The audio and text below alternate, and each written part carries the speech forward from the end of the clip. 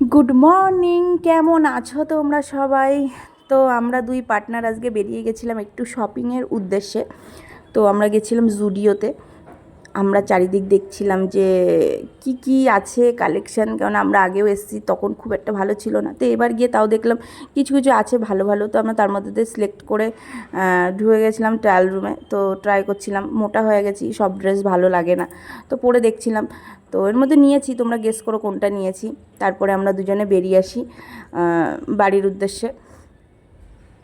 বাড়িতে আসার পথে আমরা খুঁজছিলাম যে কিছু একটা খাবো, তো সারা রাস্তায় দেখলাম মেন রোডে তো দুপুরের দিকে বলে কিছুই আমরা পাইনি।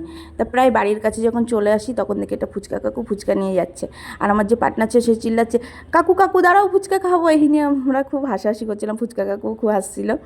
তো তারপরে ফুচকা খেয়ে বাড়ি চলে আসি, একটু রেস্ট নিয়ে সন্ধ্যেবেলা বরমশাই বলে যে চলো তোমার কানেরটা গিয়ে নিয়ে আসি। তা আমার মনে পড়লো, হ্যাঁ আমার কানেরটা অনেক দিন আগেই ভেঙে গেছে, তো ওইটা বানাতে দিয়ে এসেছিলাম। কেমন লাগছে তোমরা জানিও। এই যে নাকফুলটাও ম্যাচিং করে নিয়েছি। তো পুজোতে এটাই বরের থেকে আমার গিফট। এই যে আমরা বিলিং করিয়ে বাড়ির উদ্দেশ্যে রওনা দিই। তো ছেলে মেয়ে বলেছিল কিছু খাবার দাবার নিয়ে যেতে, সেটাই মাথায় রেখে একটু খাবার নিয়ে নিলাম ওদের জন্য। নিয়ে আমরা আবার বাড়ির উদ্দেশ্যে রওনা দিলাম।